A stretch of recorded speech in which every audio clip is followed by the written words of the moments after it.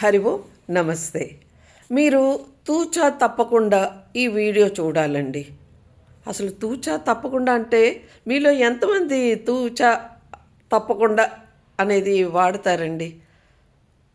అసలు తూచా అంటే అసలు ఎందుకు వచ్చింది, తూచా తప్పకుండా అన్నది ఎందుకు వచ్చింది, అది ఒక చిన్న ఇది నేను మీతో షేర్ చేసుకుంటున్నాను. సంస్కృతిలోని శ్లోకాలు ఉన్నాయి. ఒక 2-4 లైన్లు శ్లోకం ఉన్నదనుకోండి, ఛందస్సు ఉంటుంది, ప్రోసిడి అంటాము.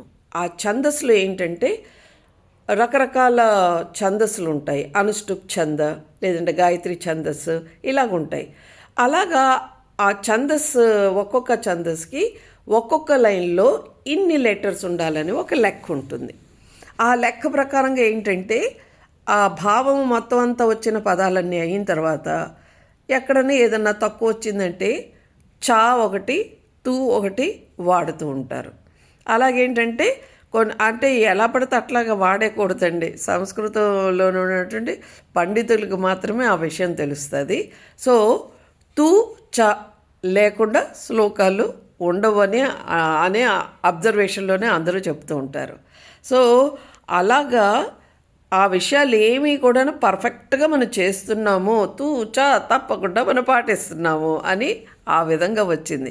మీలో ఎంతమంది తూచా తప్పకుండా అనేది వాడుతూ ఉంటారు? కామెంట్ బాక్స్లోని షేర్ చేయండి. జై హింద్.